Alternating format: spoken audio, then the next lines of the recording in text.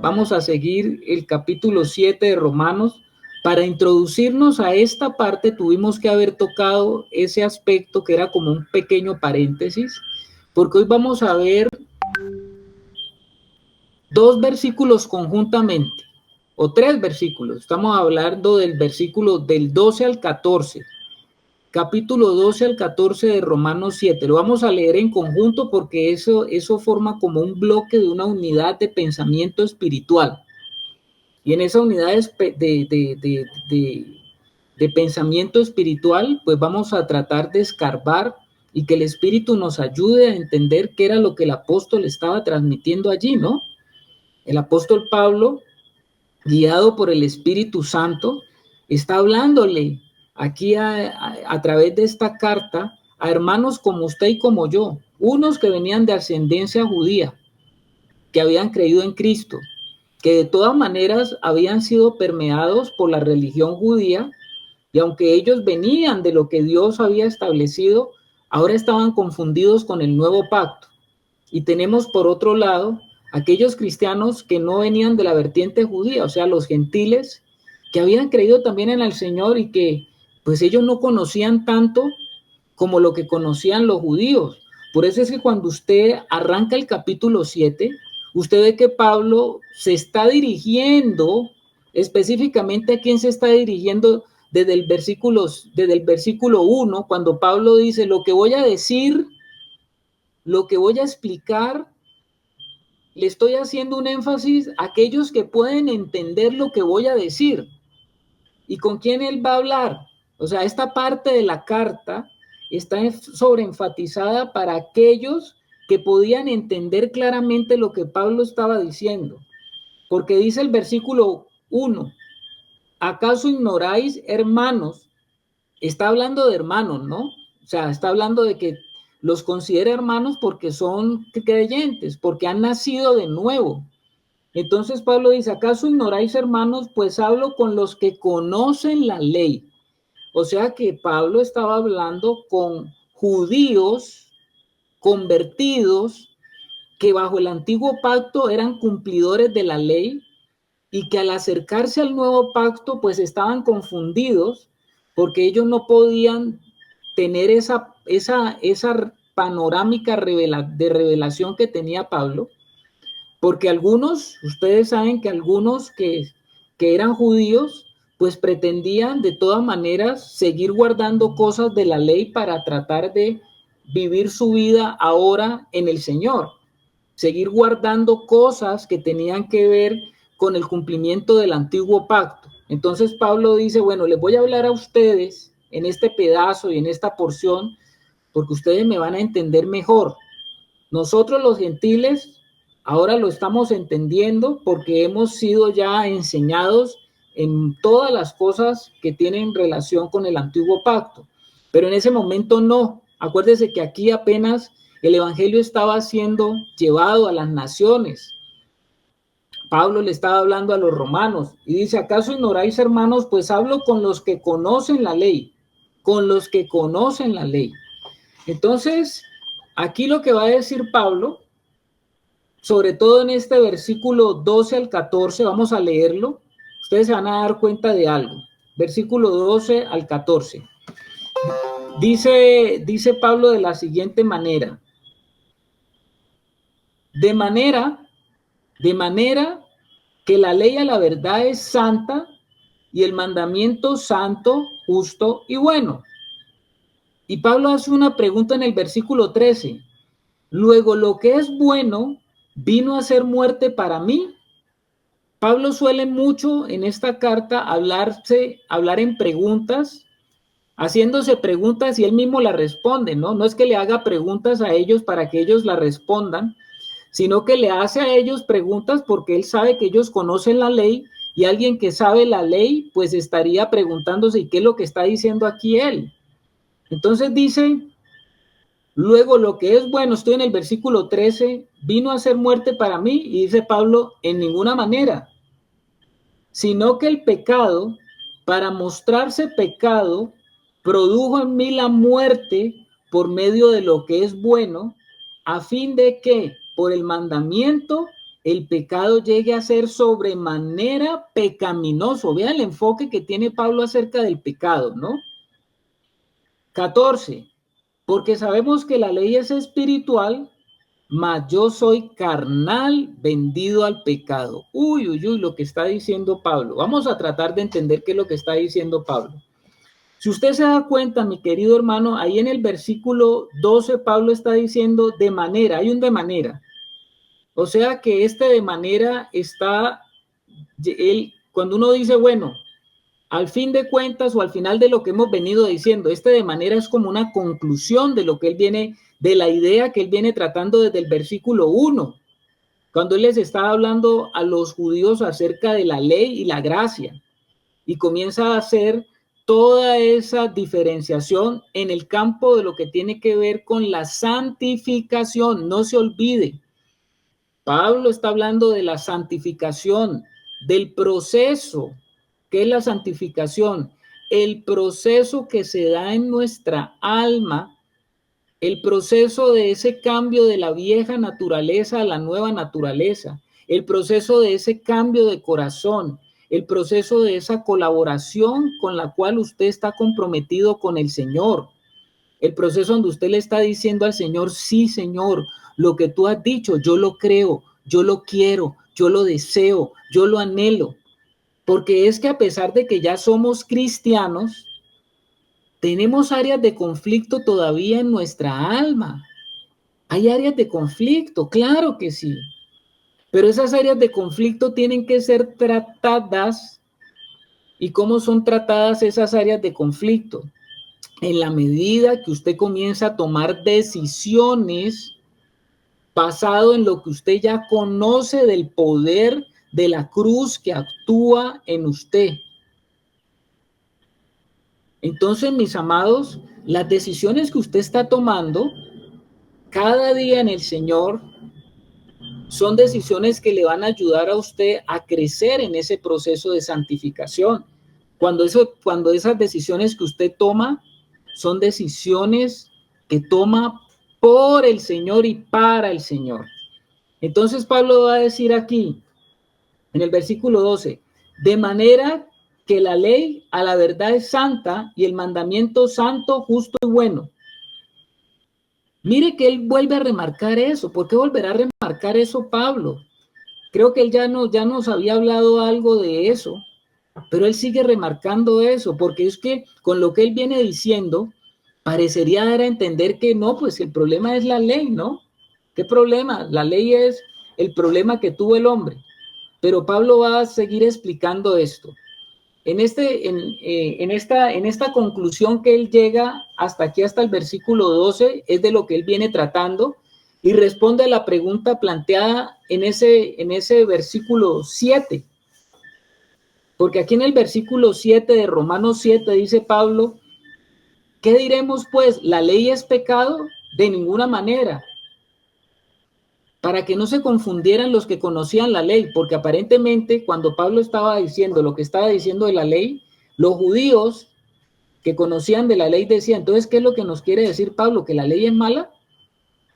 Entonces, Pablo lo que va a decir aquí en el versículo 12 es que la ley no es mala, por el contrario, vuelve y le recalca a los de su nación. Él les va a decir, la ley es, ¿cómo es la ley? Según lo que dice Pablo, santa, justa y buena.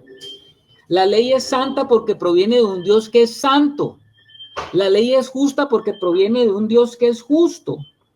La ley es buena porque proviene de un Dios que es bueno. Y la ley nos habla del carácter de Dios. La ley nos muestra el carácter de Dios. Entonces la ley es santa, proviene de un Dios que es santo. Y igualmente el mandamiento que da ese Dios santo es santo, justo y bueno. Vamos entendiendo entonces, hermanos, que la naturaleza malvada del pecado comienza Pablo a mostrarnos cómo es el pecado de malvado. Porque quiero decirle una cosa, hermano. nosotros ignoramos la profundidad de la maldad del pecado. Nosotros no conocemos qué tan perverso es el pecado, qué tan malo es el pecado. Adán y Eva no se dieron cuenta profundamente qué era lo que había pasado. Bueno, ellos experimentaron que cuando ellos pecaron, fueron destituidos de la gloria de Dios y salieron del huerto. Eso debió ser un golpe terrible, ¿no?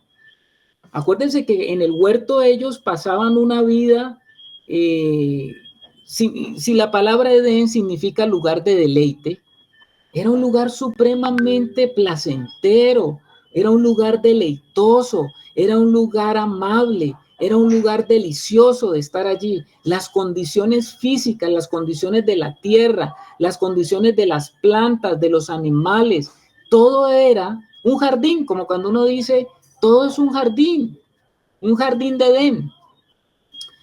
Cuando ellos salieron, tuvieron que chocarse con una dura realidad.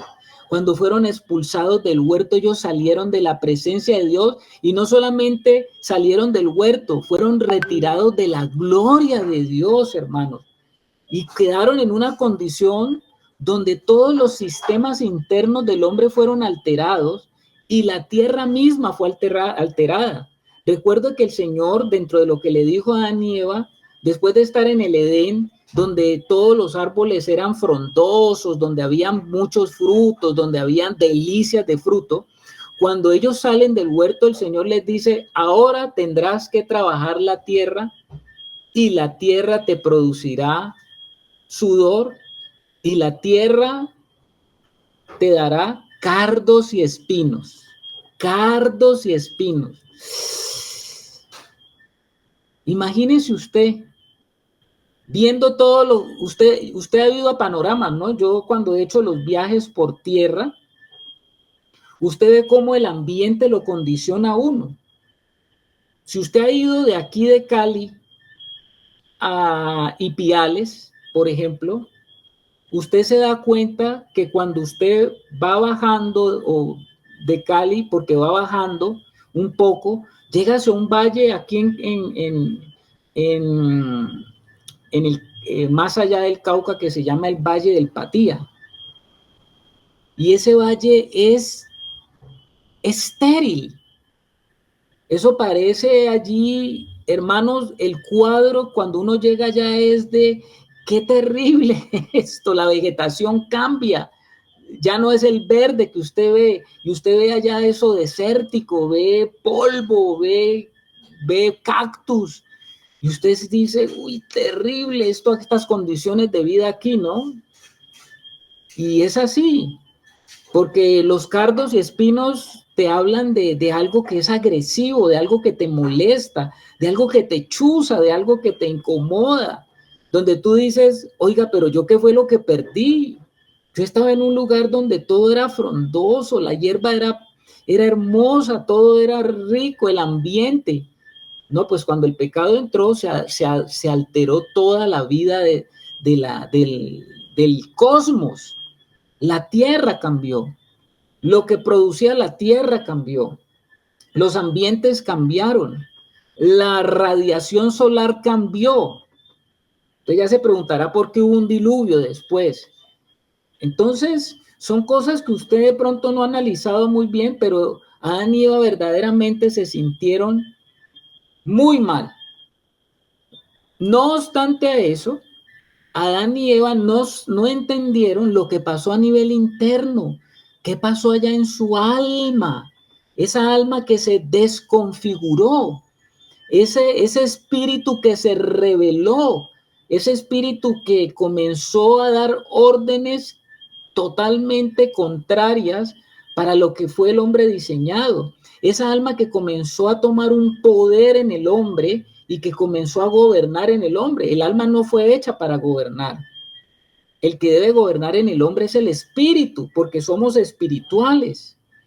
Y comenzó a gobernar el alma y el alma sometió al cuerpo y volvió al cuerpo un esclavo. Y eso ha sido desde la historia de la humanidad, ¿no? Desde que pecaron nuestros primeros padres, ese ha sido el problema del ser humano. Y entonces comenzamos a entender el qué es el pecado. ¿Quieres ver qué es el pecado? Prende tu televisor.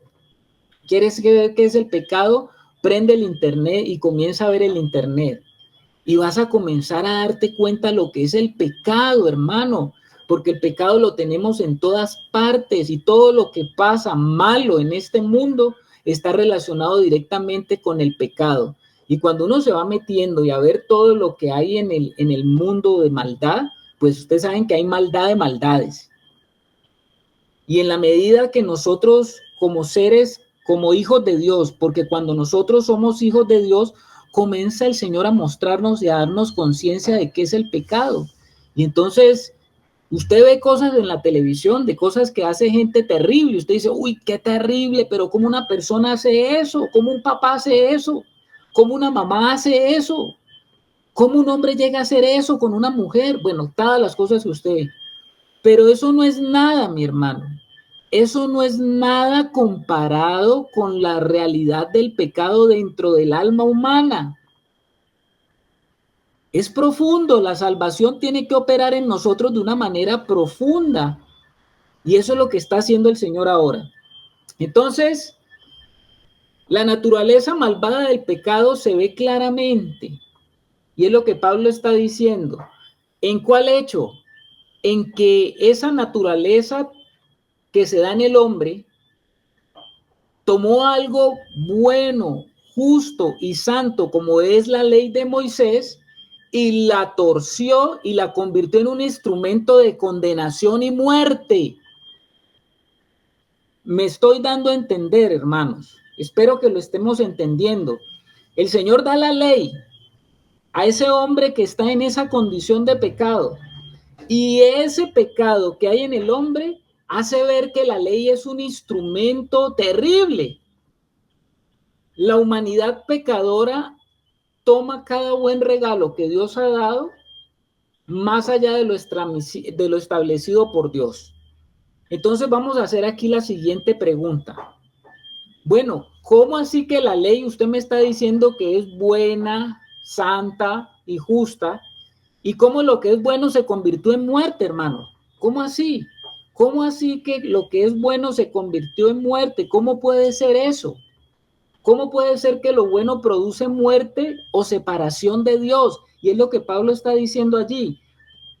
De manera que la ley a la verdad es santa y el mandamiento santo, justo y bueno. Y Pablo pregunta, luego lo que es bueno vino a ser muerte para mí en ninguna manera. Vamos a ver qué es lo que quiere decir.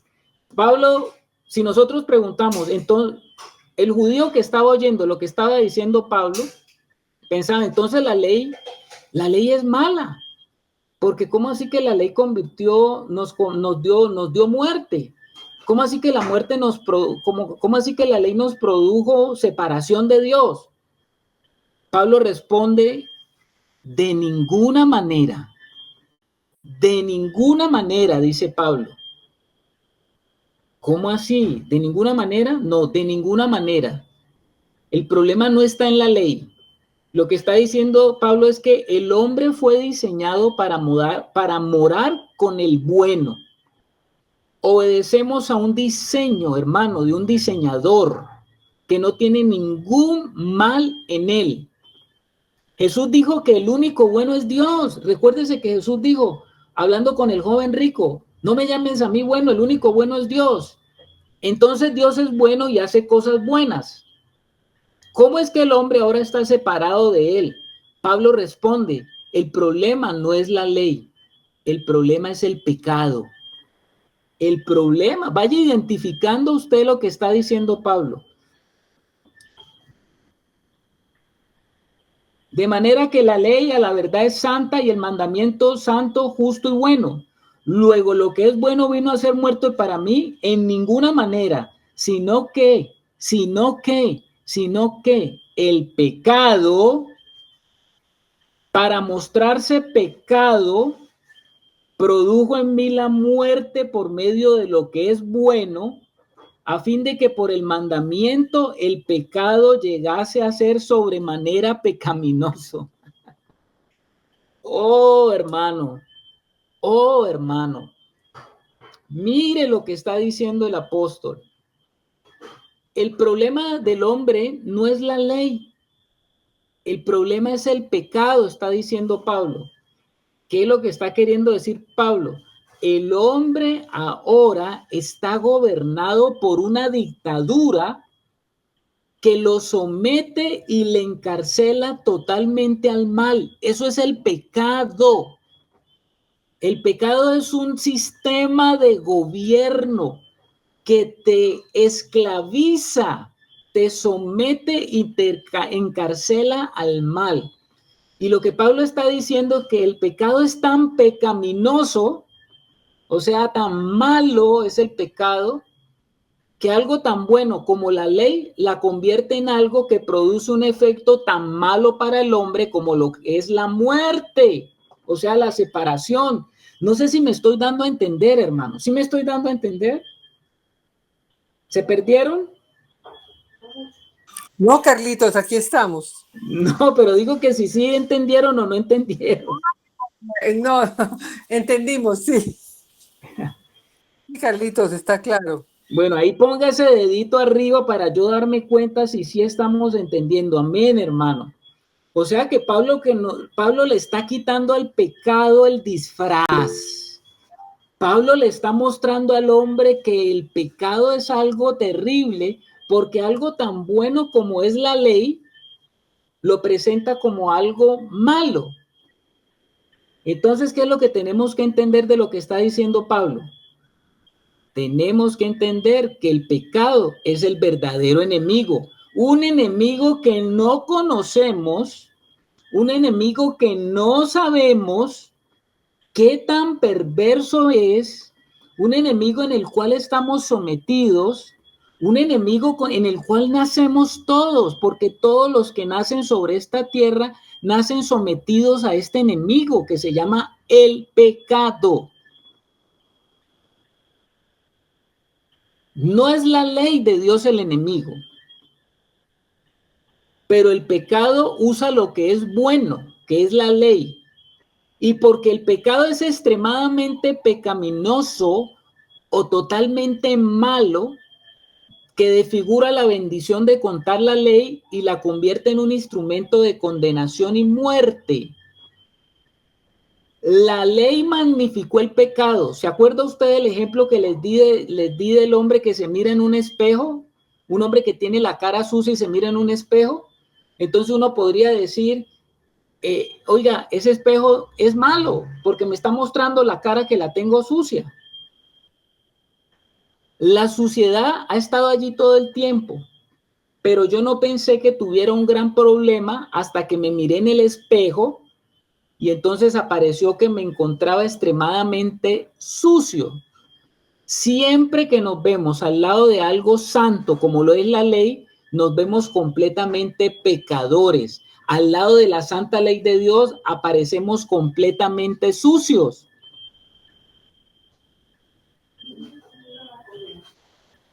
Mire entonces usted, hermano, voy a leerle el versículo 14, porque dice, porque sabemos que la ley es espiritual, mas yo soy carnal, vendido al pecado. ¿Quién está diciendo eso? El apóstol Pablo.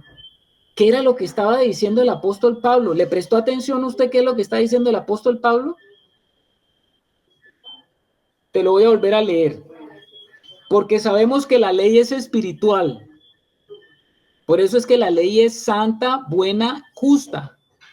Pero ahora Pablo está diciendo, pero sabemos que la ley es espiritual. Más yo, ¿quién es ese yo allí? A ver, ¿quién es ese yo?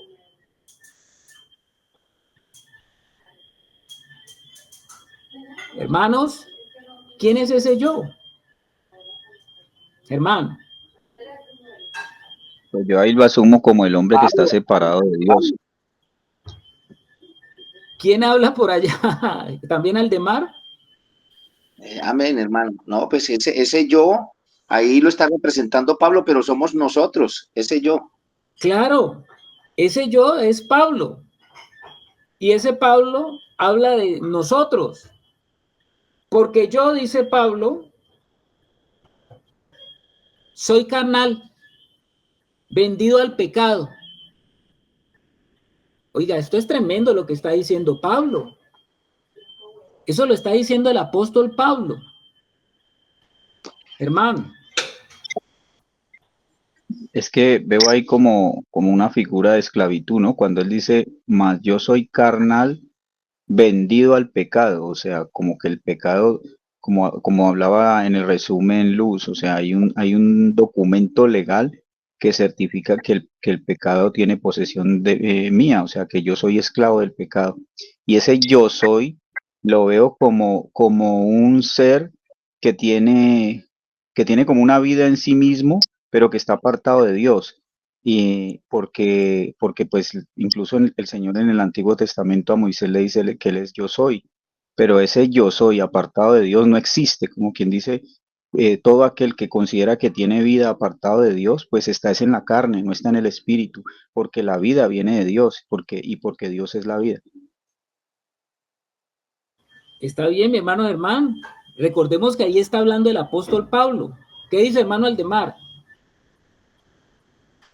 Hermano, yo lo veo por el lado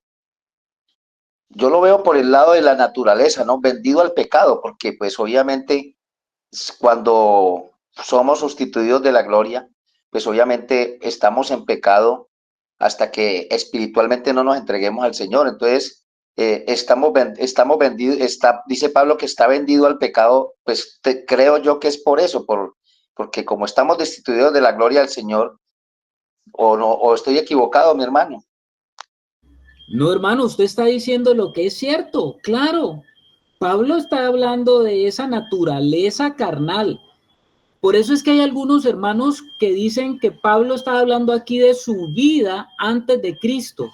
¿Será que Pablo estaba hablando aquí de su vida antes de Cristo o estaba hablando de su vida ahora en Cristo? Esa sería la pregunta. ¿Alex?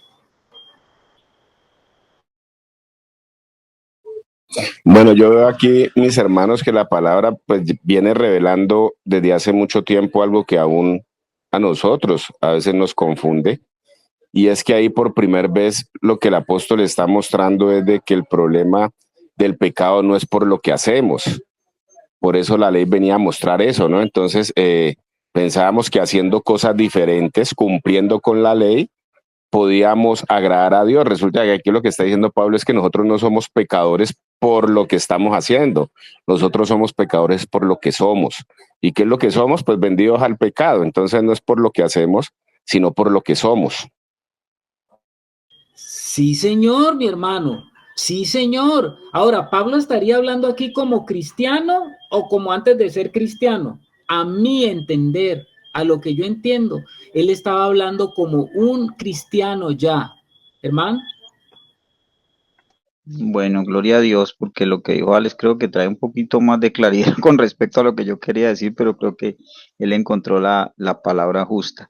Ahí complementando un poquito es como que yo soy carne de pecado.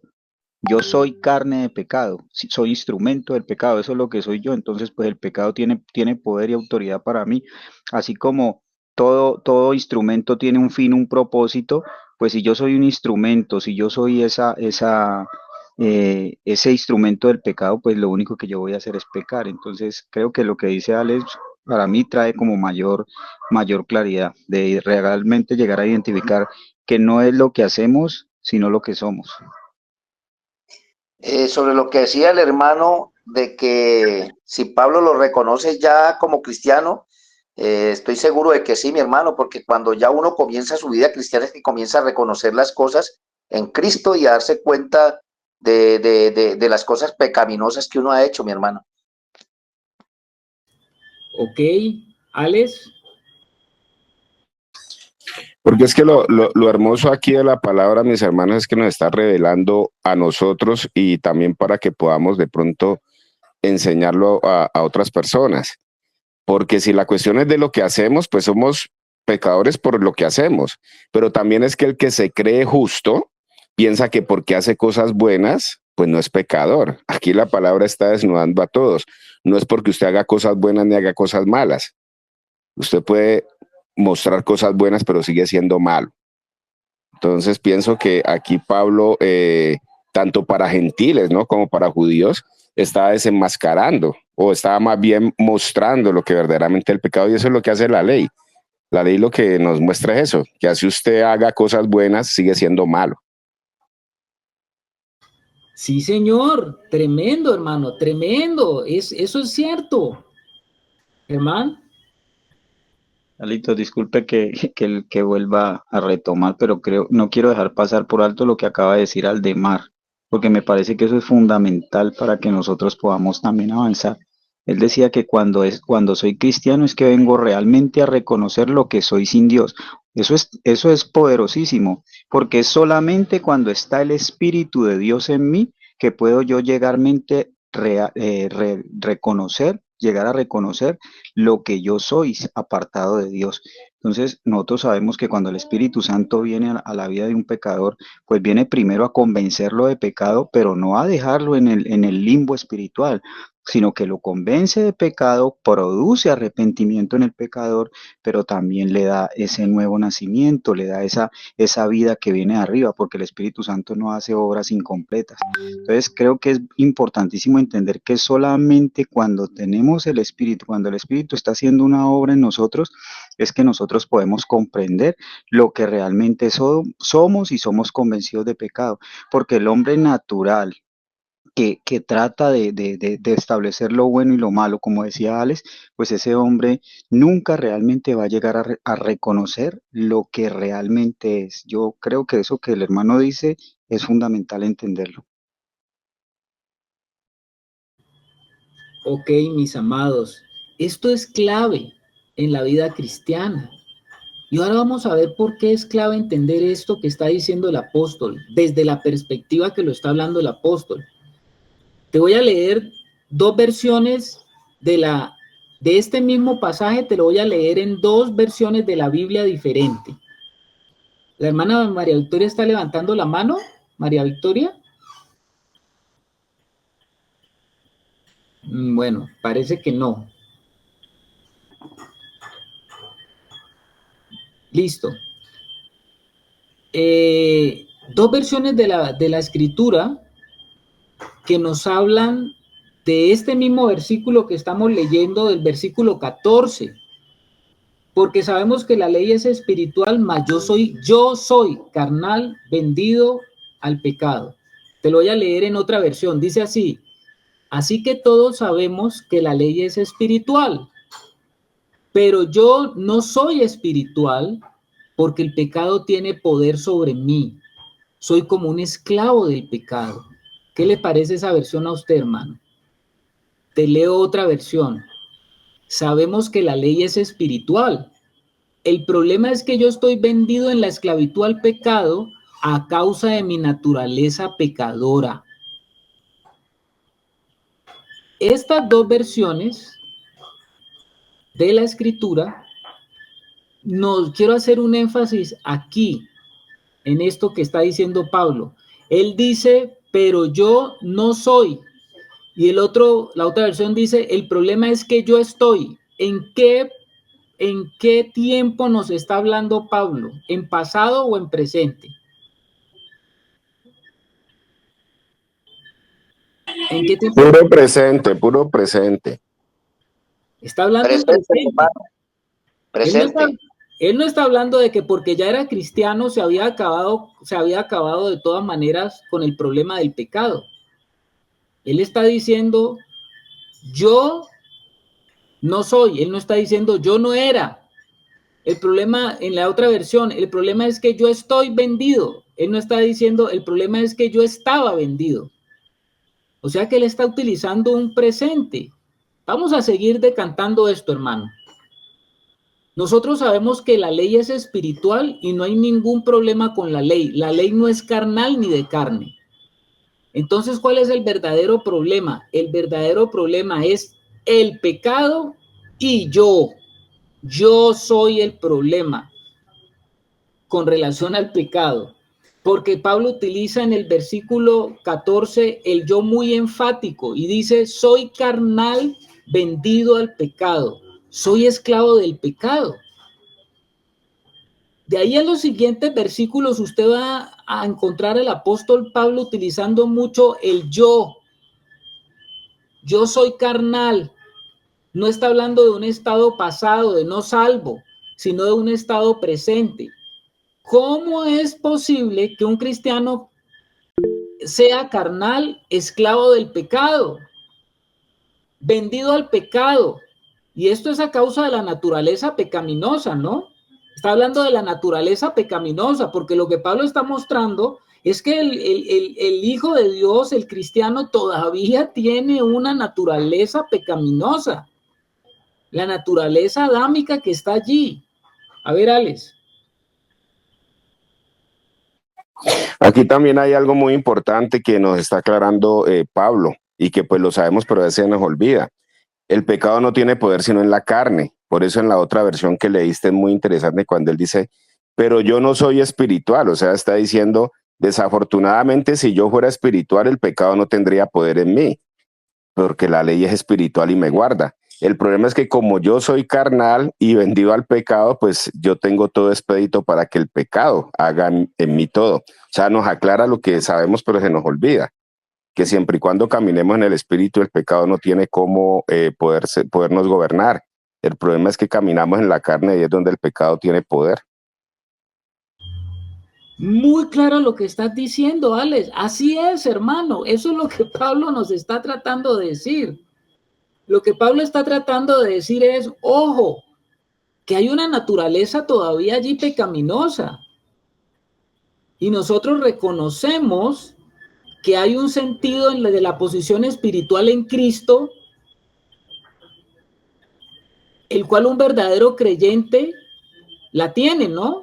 Esa realidad de la naturaleza. ¿Dónde Pablo va a desenmascarar el otro lado de lo que viene, de lo que acaba de decir Alex? En Romanos 8:9. Porque si está hablando aquí de la carne, Pablo está hablando de la carne.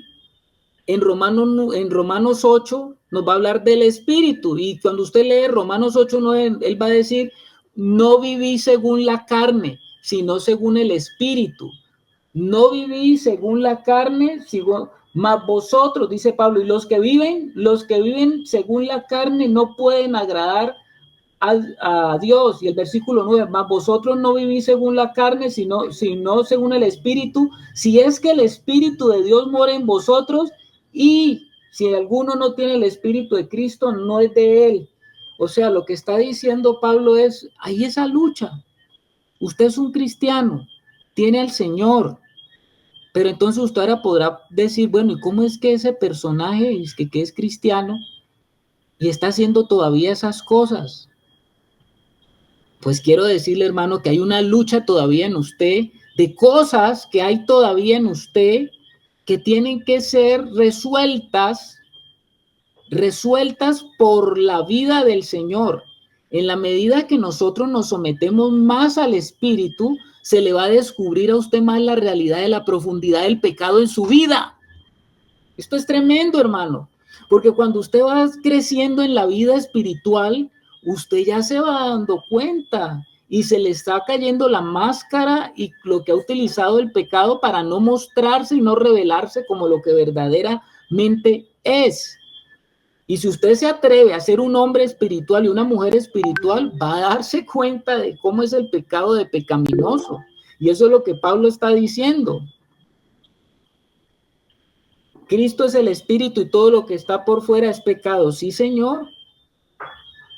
Entonces, Pablo se refirió, hermana Janet. Sí, es que hay un versículo en la palabra que yo no recuerdo en este momento donde es que dice que el pecado no se enseñoreará de nosotros. Entonces yo pienso que el pecado se enseñorea de nosotros, digamos, como creyentes, como hijos de Dios. Me gusta más la palabra hijos de Dios que creyentes, cuando realmente somos conscientes de que de que tenemos las dos naturalezas, la naturaleza adámica y la naturaleza divina, la naturaleza de Cristo. Cuando se enseñorea, cuando actuamos digamos, permitiendo que los sentidos, es decir, cuando lo que hacemos responde a unas intenciones del corazón, más que a un pecado, unas intenciones del corazón, pienso yo, profundas, dañinas y perversas, ¿ya? ¿Y cuando no? Pues cuando no se enseñorea, cuando yo ya en la vida en el Espíritu, por la gracia del Señor, he ido ganando o he ido permitiendo que sea el Señor el que gobierne y no yo, ya. Porque cuando usted leyó ese primer versículo, cuando Pablo hace la pregunta, yo hasta pensé que pudiera ser el alma. Bueno, luego lo aclaré cuando decía yo. O sea, él está hablando ahí como de su alma, o sea, de lo que él tiene internamente, que eso lo está confrontando, ¿ya? Él estaba viviendo allí una confrontación. El apóstol Pablo estaba haciendo una confrontación, digamos, de su alma con el pecado frente a digamos, la ley mosaica, que era pues justa, santa, toda esa cosa, pero que al fin y al cabo, pues digamos, es algo con lo que el Señor también viene a romper, si se quiere decir de alguna manera, ya, porque se tiene que seguir guardando, pero ya no bajo la ley, sino bajo la gracia. Entonces pienso que el entender eso es lo que nos permite, digamos, trascender de la vida pecaminosa a la santidad, porque estamos hablando de la santificación, ¿no? Sí, mi hermana, nos permite no solamente trascender a nosotros, sino que nos permite también entender a muchos hermanos y entendernos a nosotros mismos. Por eso yo creo que es tan importante conocer, entender este pasaje que está hablando la Biblia, el Señor a través de Pablo, porque esta ha sido nuestra realidad de vida en el Señor.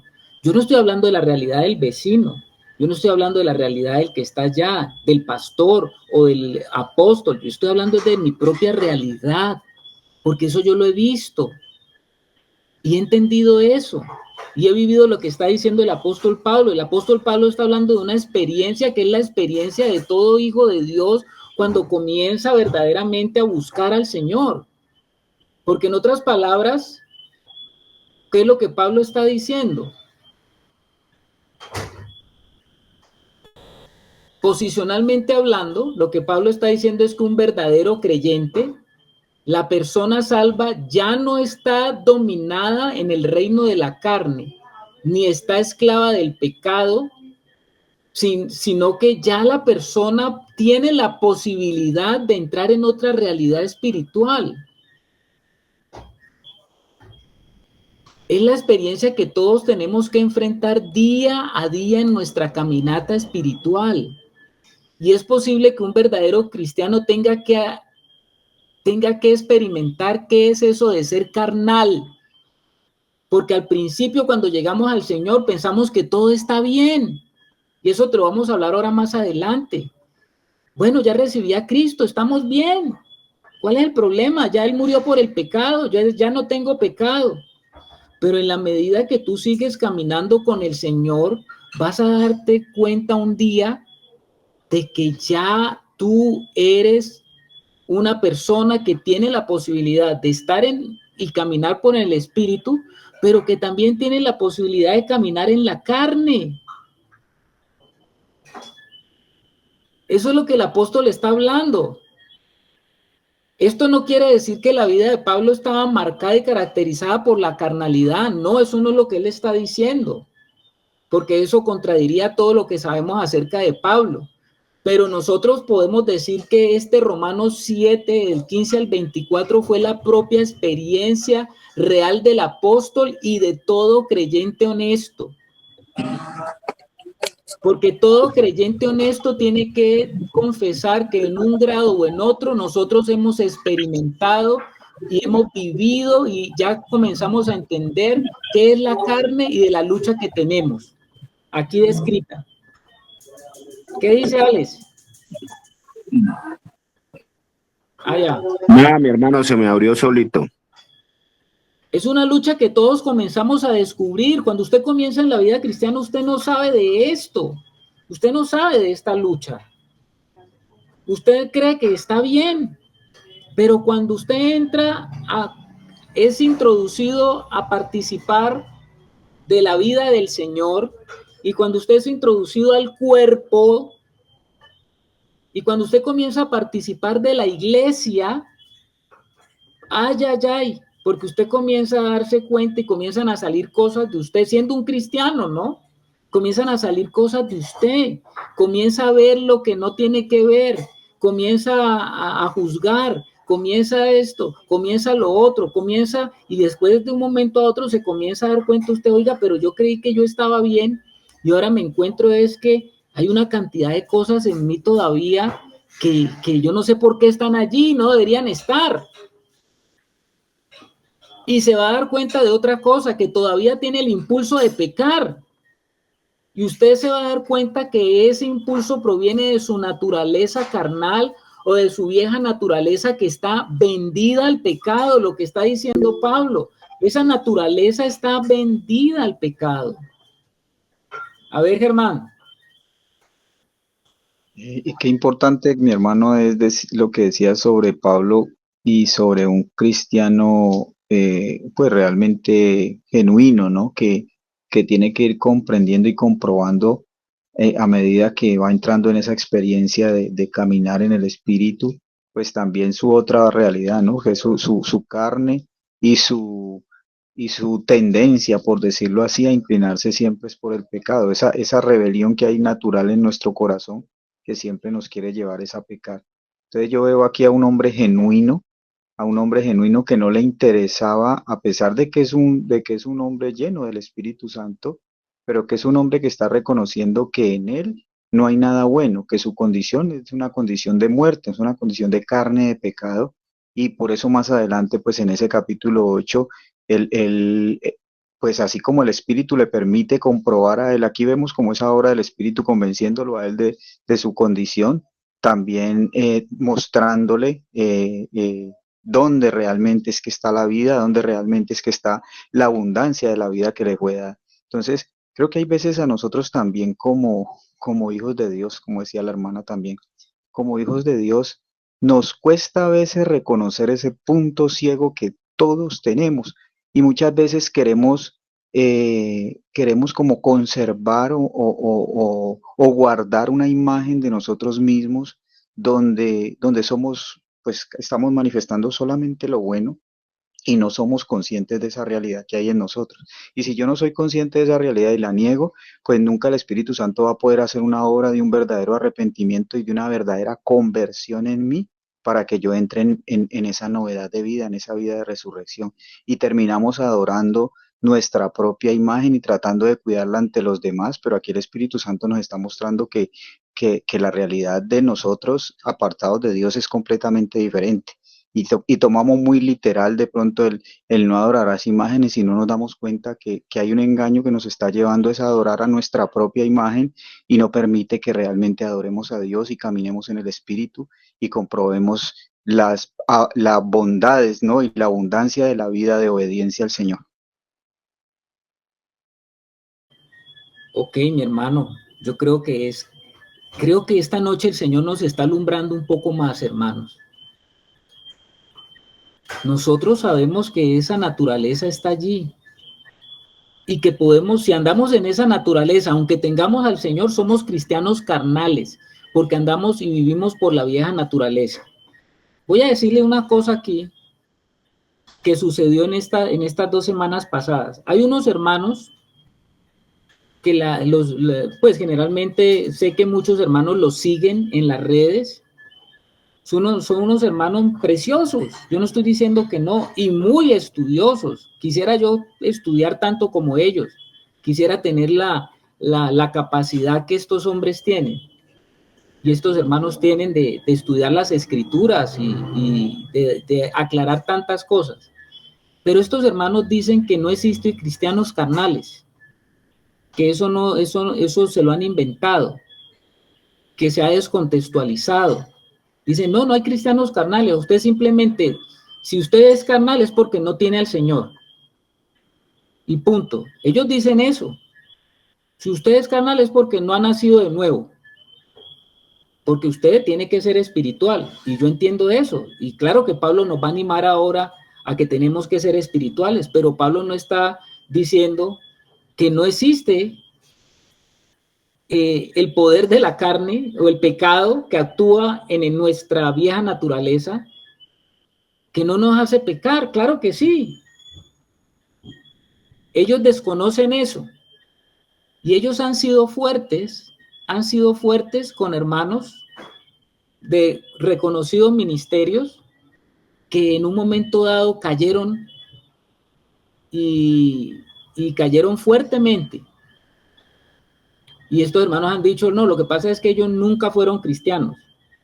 ¿Cómo les parece que en estas 2 semanas que pasaron, hay un hermano que pertenece a ellos,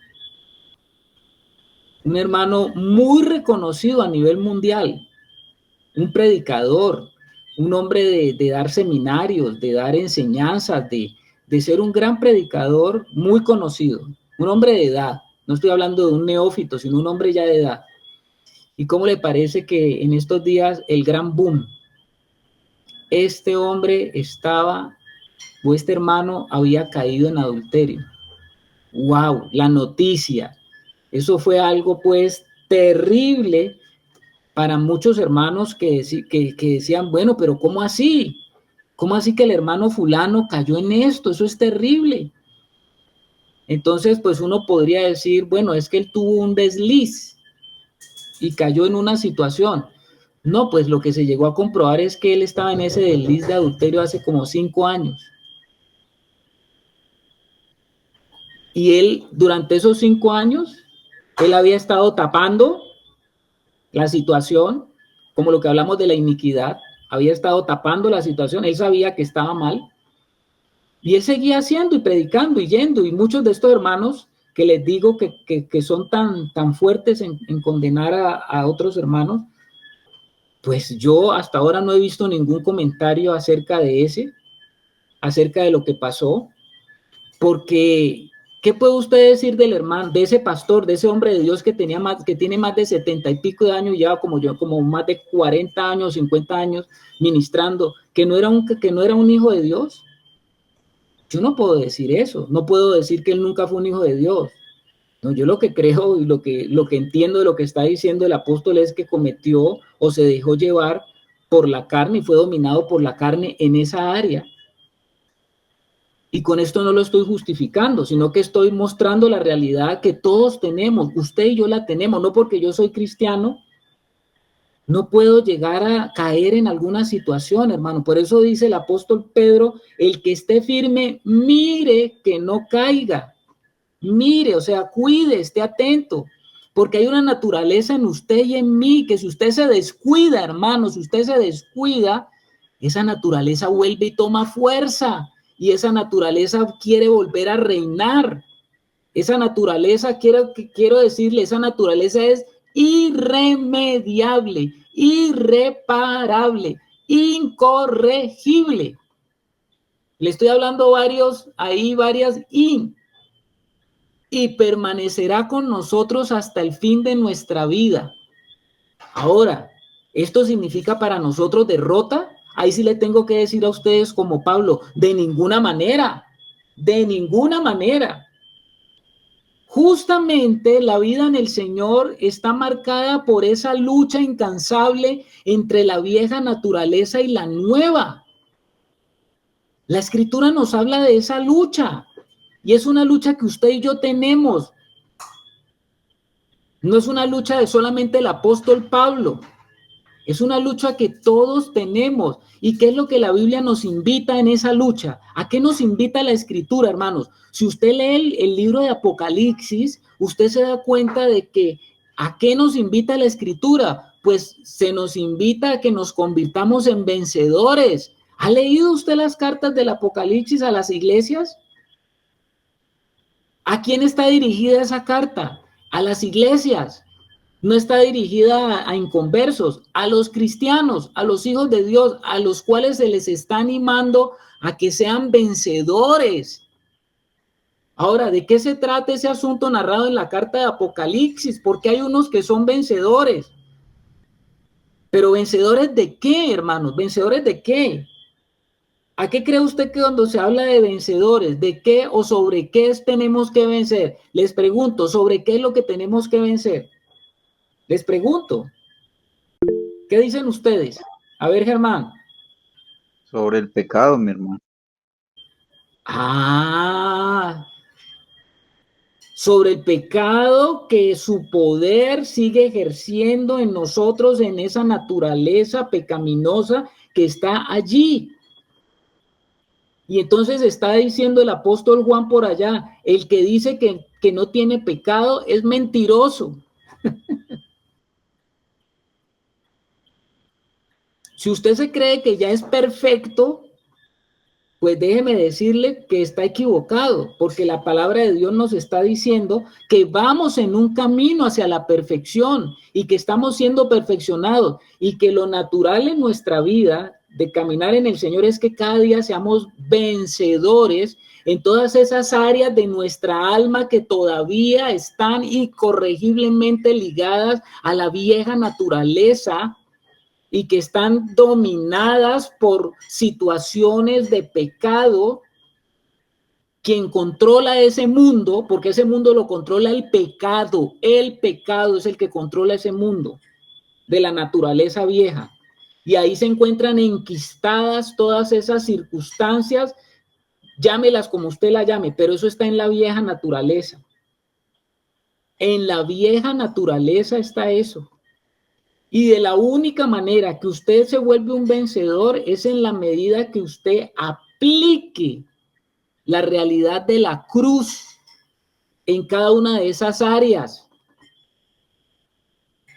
La realidad de la cruz nos habla, la cruz es un instrumento letal para la vieja naturaleza en cualquiera de sus manifestaciones y de las áreas. La cruz es el elemento que logra romper esa relación que hay entre el alma y su vieja, en la vieja naturaleza y la nueva naturaleza. Pero yo sé que tampoco hemos entendido muy claro esto de la cruz. No lo hemos entendido porque no conocemos, así como el pecado es tan profundo, desconocemos las profundidades de la operación de la cruz en nuestra vida, hermanos.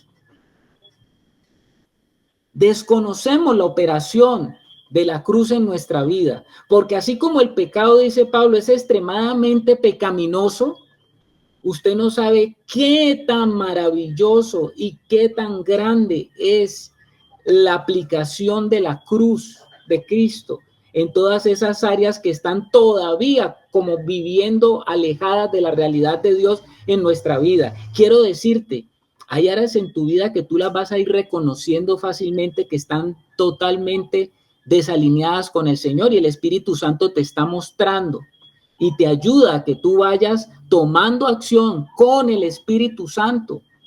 Pero te voy a decir otra realidad. Hay áreas de nuestra vida que tú no conoces, que tú no sabes qué está operando allí. Desconoces. ¿Y sabes quién te va a ayudar allí? ¿Sabes quién te va a ayudar allí en esa realidad? La iglesia. Los hermanos que están a tu alrededor. Porque ahora Germán estaba hablando del famoso punto ciego. Ese punto ciego que tú no lo puedes reconocer a menos que un hermano que esté por fuera de ti lo esté viendo. Ese punto tú no lo ves, así como tú tienes un punto ciego en el ojo. Todos tenemos un punto ciego en el ojo. Y en ese punto ciego del ojo no hay imagen. Así se llama ese punto atrás, en el fondo de la retina, se llama el punto ciego. Ahí no se forma imagen. El cerebro tiene que reconstruir la imagen allí para que nosotros no veamos siempre la imagen con un hueco en el centro. ¿Cómo le parece a usted? Y así como existe eso en el mundo natural, así pasa en el mundo espiritual. Usted tiene cosas que usted no conoce. Usted hace cosas que usted no sabe por qué las hace. Usted tiene situaciones en su vida que usted no sabe por qué sigue desarrollando esas situaciones en su vida.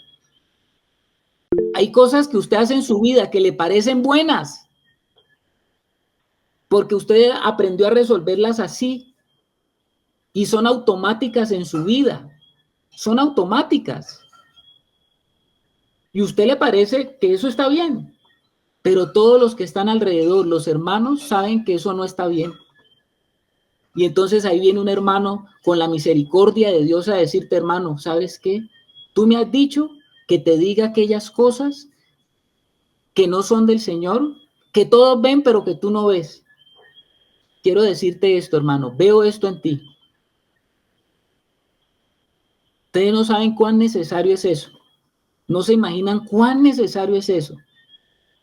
A ver, Anita.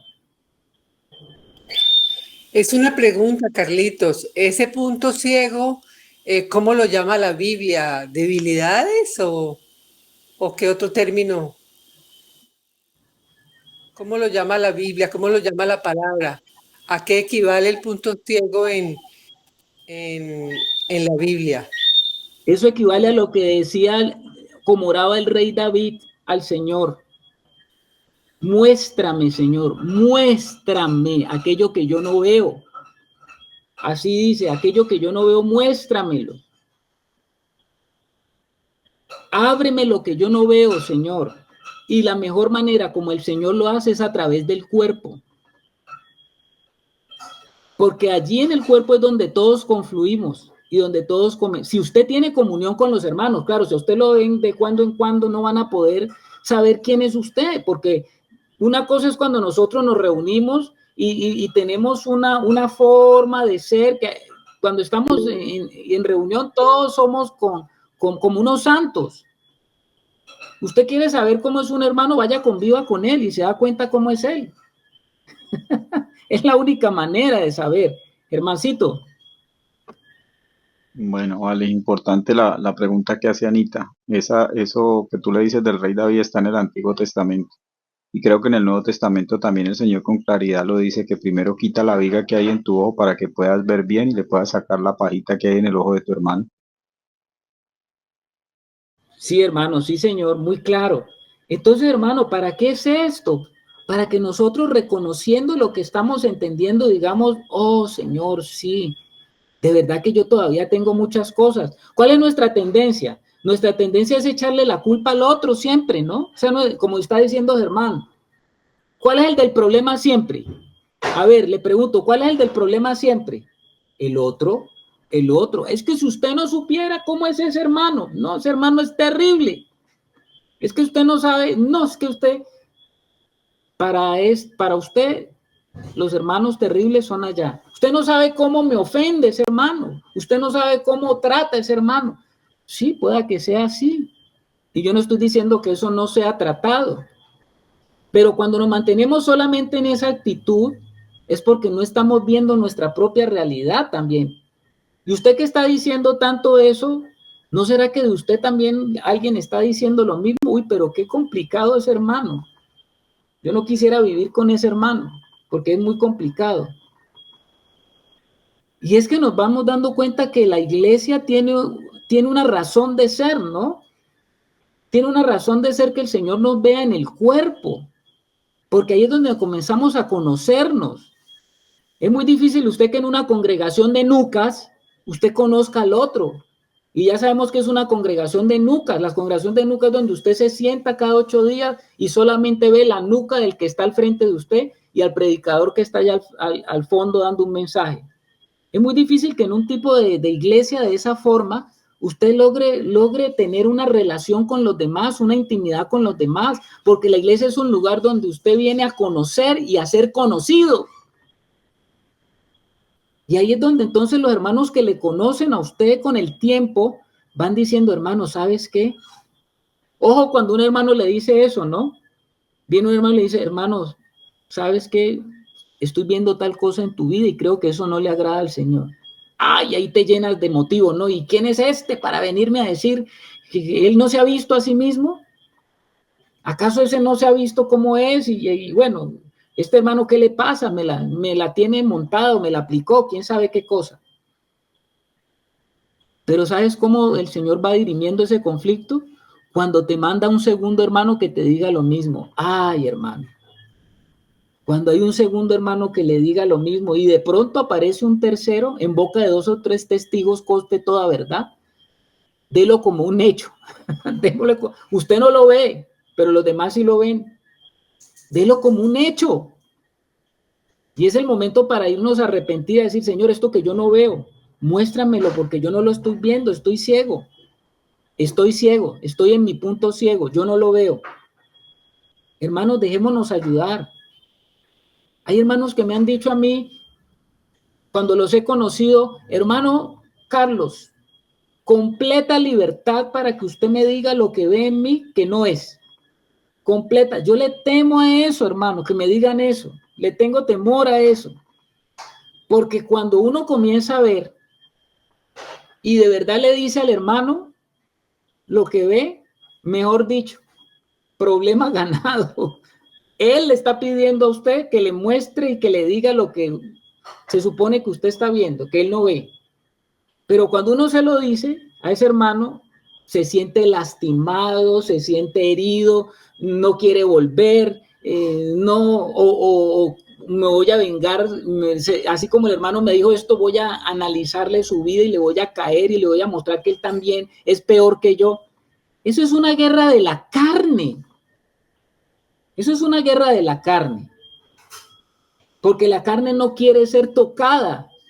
Por eso le estoy diciendo que la carne es irremediable, irreparable, incorregible y permanecerá con nosotros así hasta el fin de nuestra vida. Solo que el Señor nos da el poder de la nueva vida para que esa carne se mantenga totalmente sometida.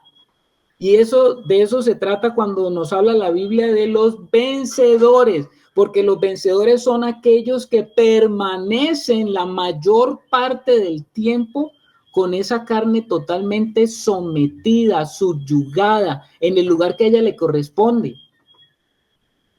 ¿Lo hemos entendido, hermanos? Que el Señor nos ayude. Que el Señor nos ayude. Muy bien, Aldemar, levanta el dedito, está entendiendo. Bien, hermanos, bien. Bien. Bueno, Wilson, gloria a Dios, si estamos entendiendo. Versículo 15. Versículo 15. El apóstol Pablo sigue hablando, sigue tirando unas bombas ahí el apóstol Pablo espirituales. ¿Y qué es lo que dice Pablo allí? Porque lo que yo hago, no lo entiendo. Pues no hago lo que quiero, sino lo que aborrezco, eso hago. ¿Usted está entendiendo, hermano, lo que está diciendo el apóstol Pablo?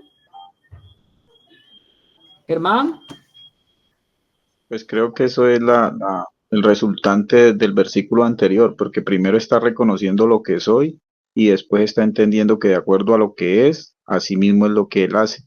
Él dice yo soy carnal, vendido al pecado en el 14, y aquí dice, porque lo que hago no lo entiendo, pues no hago lo que quiero, sino lo que aborrezco. O sea que lo que es condiciona lo que él hace. Tremendo, así de sencillo lo que está diciendo Germán, y él está diciendo porque lo que hago, no está diciendo porque lo que yo hice, eso fue asunto del pasado, cuando yo no tenía al Señor, cuando yo era un inconverso. Él no está diciendo eso, él está diciendo porque lo que hago no lo entiendo. Ahora, esto que está hablando Pablo aquí es en un momento de su vida, esto no es el continuum, él nos está hablando de un proceso y a lo que llegó en este proceso. Y cuando llegó a este proceso, Pablo se encontraba en un conflicto. ¿Y cuál es el conflicto de Pablo? Así se le conoce a este pasaje, el conflicto del apóstol Pablo. Porque lo que hago no lo entiendo, pues no hago lo que quiero, sino lo que aborrezco, eso hago. Esto es tremendo, mi hermano, esto es tremendo lo que está diciendo el apóstol Pablo. ¿Qué es lo que está diciendo el Pablo? Este versículo 15 comienza con un por qué. Lo que estaba diciendo el hermano Germán. Esto explica la expresión vendido al pecado que acaba de hablar en el versículo anterior, del versículo 14. ¿Por qué? ¿Qué es un esclavo? ¿Por qué él está diciendo esto? Porque lo que hago no lo entiendo, pues lo que hago, pues no hago lo que quiero, sino lo que aborrezco, eso hago. Carlitos, o sea, ¿Sí? como el esclavo que no vive para hacer su voluntad, sino para hacer la voluntad del que lo tiene sometido, del que lo gobierna. Exactamente, exactamente. ¿Qué es un esclavo? Pues un esclavo es una persona que está bajo el dominio de otra, y debido a esto no puede hacer lo que quiere hacer y debe hacer, sino que hace lo que no quiere, incluso odia lo que está haciendo.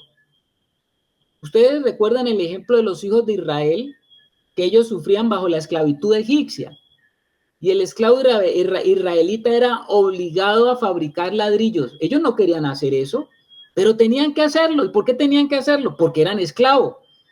Ellos querían hacer otra cosa, pero no podían hacer lo que querían. Así también la persona que es esclava del pecado está en una lucha desconcertante. Pablo dice, no entiendo, estoy perplejo. Lo que quiere hacer no lo hace, pero lo que odia hacer, eso hace. No puede hacer lo que quiere hacer y debo hacer lo que odia hacer. Entonces Pablo está hablando de que estaba en un conflicto, había una lucha en su vida cuando se dio cuenta de que la ley era espiritual y que él, como todos nosotros, tenemos una naturaleza carnal. Ah, pero el apóstol Pedro nos dice que también tenemos la naturaleza divina, claro, pero también la pecadora. No podemos olvidar eso. Potencialmente el pecado está hecho inoperable, como dice Romanos 6:6, pero la experiencia humana sigue aquí en el capítulo 7, porque en el capítulo 6 que vimos, Pablo habló de cómo el pecado había sido vencido en la cruz del Calvario. Pero aquí en Romanos 7 nos está hablando todavía de la experiencia humana. Entonces, mientras nosotros leemos lo que Pablo está diciendo, Pablo está confesando algo que está en él. Y él está describiendo el conflicto diario de las dos naturalezas. Claro, los creyentes hemos sido librados del poder de la antigua naturaleza, pero continuamos siendo atraídos por la atracción gravitatoria del pecado y por los impulsos de la carne. Y esto es sorprendente, hermanos. Cómo la guerra espiritual comienza después de que usted recibe al Señor. Entonces la madurez a la cual nos está llamando el Señor es a que llegamos a tener una íntima comunión con Él y de luchar contra el poder del pecado que diariamente está queriéndose manifestar a través de mi vida. El pecado necesita manifestarse a través de una vida humana. Usted sabe que el pecado no se manifiesta ya en los árboles, ni manifiesta su poder en los animales, es a través del hombre. ¿Estamos hasta ahí, hermanos? Bueno, Wilson dice que estamos hasta ahí bien. Sí, señor. Hermanos, mire, tenemos que pedirle al Señor que nos ayude y nos alumbre el entendimiento, como oraba el apóstol Pablo por los hermanos de Éfeso, ¿no? Los de Efesios. Oraba para que les fuera alumbrado, para que tuvieran entendimiento y le fuera alumbrado el espíritu de todo conocimiento y de revelación en el conocimiento del Padre. ¿Cuáles son los dos aspectos que vemos en el capítulo 6 y 7? Póngale atención a esto. En Romanos 6 se nos muestra el hombre caído frente al pecado, frente al mal, frente a los pecados. Pero en Romanos 7, Pablo nos habla del mismo hombre caído, pero frente al bien. Son los dos aspectos que tú tienes que ver, uno en Romanos 6 y en Romanos 7. El creyente frente al mal es Romanos 6 y el creyente frente al bien es Romanos 7. ¿Lo entendimos? A ver, Janet. Sí, bueno, yo lo que voy a dar es un concepto, digamos, mío, ¿no? Un concepto personal. Yo digo que, pues, digamos, entenderlo, a pesar de que exige, entenderlo es es, digamos, mucho más sencillo que experienciarlo o vivirlo, porque como es una realidad de que las dos naturalezas coexisten y de que el pecado también existe, el pecado es real, entonces ya soy yo Janet Mayor, la confrontada, o sea, ya no es el apóstol Pablo, ya soy yo la confrontada con a qué amo se va a enseñorear de mi vida.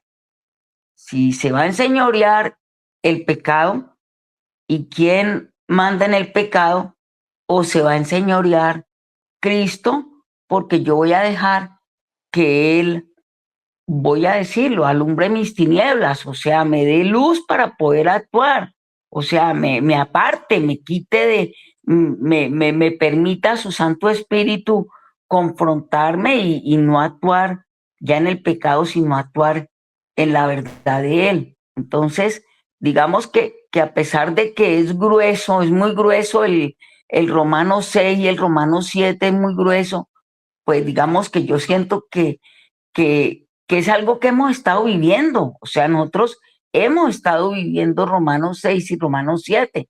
Ya, desde que conocimos al Señor, hemos estado viviendo eso. Ahora lo que nos toca, a medida que tenemos, digamos, la claridad y la revelación, es entender quién manda, quién gobierna. Si gobierna el pecado, porque yo le doy vía libre al pecado, porque tengo la capacidad también de no darle vía libre al pecado. Tengo la potestad de trabajar en mi vida, en mi alma sobre eso. O digo, no, pues, o sea, no, pues yo, como dice todo el mundo, no, yo peco y rezo y empato. Entonces no ha pasado nada, o el Señor me conoce y Él conoce mi corazón y Él me perdona y me perdona y me perdona y me perdona porque me quiere. Entonces allí también está esa postura mía como hija de Dios, ¿en qué orilla me quiero mantener?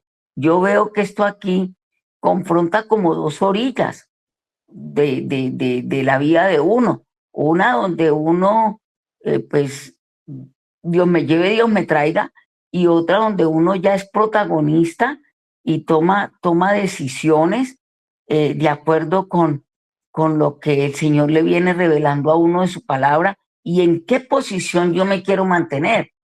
Porque si yo me quiero mantener contaminándome el pecado, pues yo cada rato, o sea, yo pudiera ir y pecar y bueno, tal cosa, pero yo ya no quiero eso. Yo ya no quiero eso. Ya eso yo no me lo permito. O sea, es algo interno en mí que es la fuerza del Espíritu Santo, o el poder del Espíritu Santo en mí que me trae calma, me trae paz para poder actuar, me trae revelación, me guía en ese momento. No sé, yo pienso que esto es un asunto muy práctico para mí, muy práctico. Muy de acuerdo con la hermana Yaney lo que nos está diciendo. Sí, señor, es un asunto muy práctico. Y lo que dice la hermana, bueno, yo sé que claro, que yo tengo que luchar contra el pecado, pero acuérdese, hermana Janet, lo que nos está diciendo Pablo. El capítulo 6 nos habla del cristiano frente al mal, hacia esa parte del árbol del conocimiento del bien y del mal.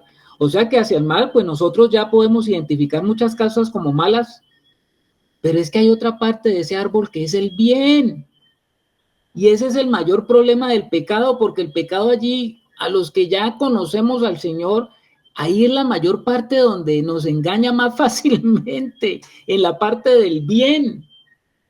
Y Romanos 7 nos habla de eso. Si el 6 nos habla de la parte mala de ese árbol y cómo la afrontó el Señor Jesús y cómo la afrontamos nosotros, ahora el capítulo 7 nos va a hablar del mismo pecado, pero confrontado. Y esto es interesante por lo que sigue, porque Pablo nos va a hablar ahora sobre la parte del bien que para nosotros es tan extraña, porque para nosotros todo lo que parece bien y pinta bien viene del Señor.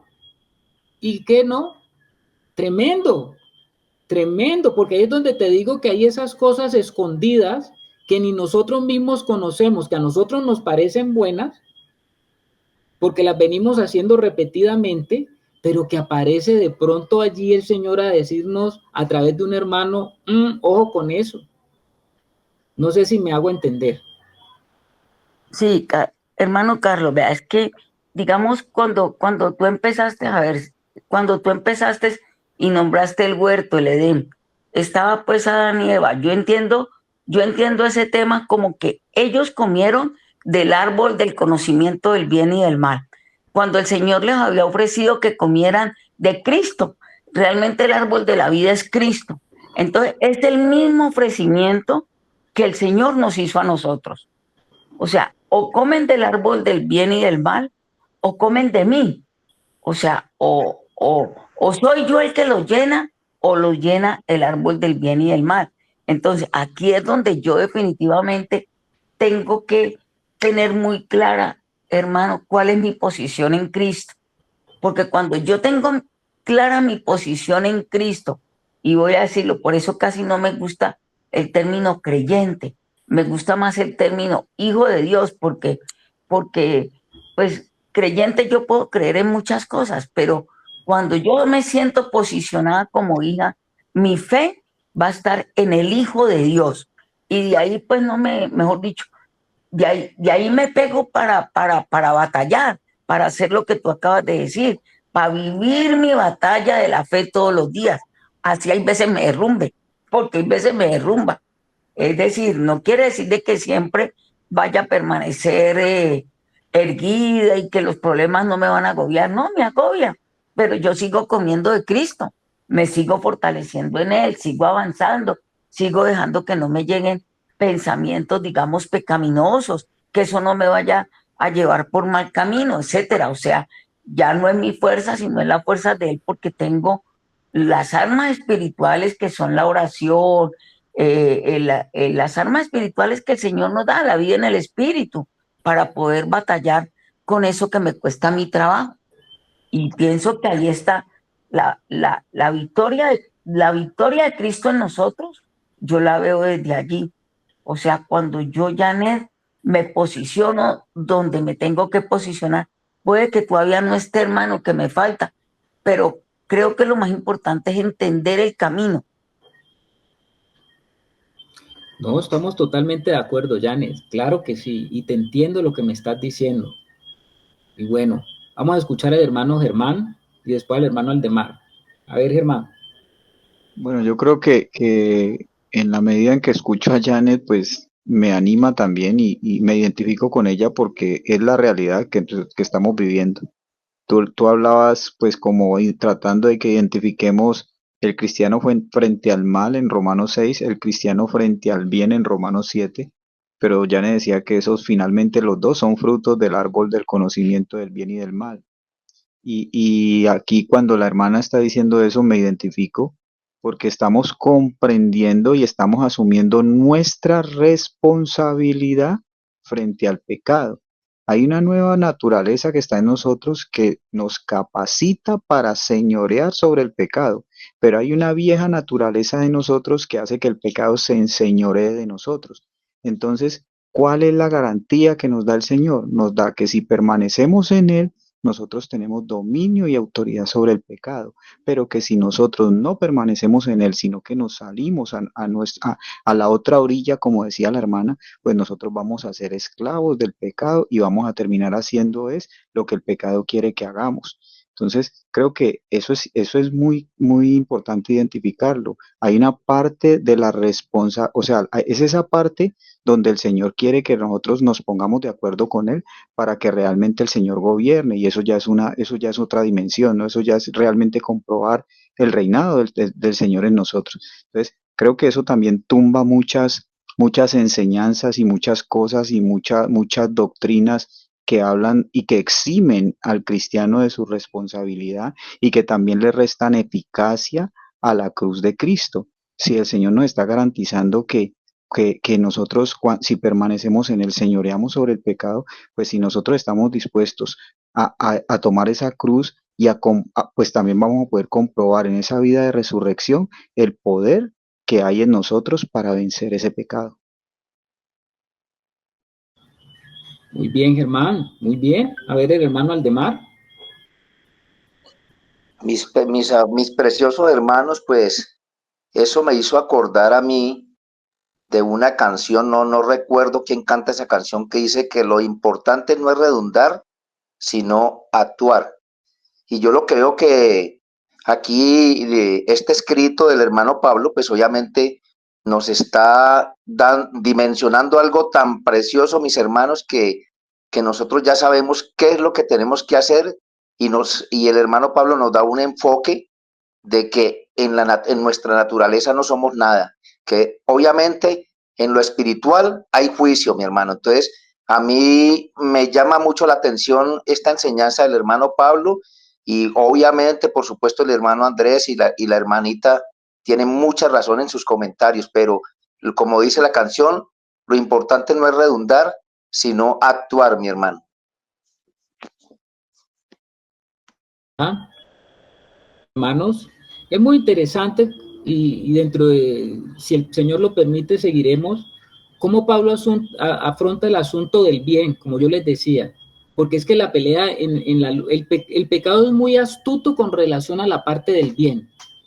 Ustedes recordarán cuando el Señor Jesús en el Sermón del Monte hablaba a los discípulos, él no le estaba hablando a los del mundo, les hablaba a los discípulos, ¿qué les decía?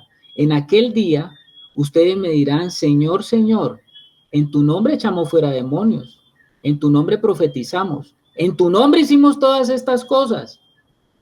Y el Señor les va a decir, yo nunca os conocí, apartados de mí, hacedores de maldad. Óigame, pero ¿cómo así? ¿Cómo así que hacedor de maldad, Señor? Te equivocaste, porque yo estaba haciendo lo que a ti te gusta, que uno ande profetizando, echando fuera demonios y todo eso. ¿Eso será malo?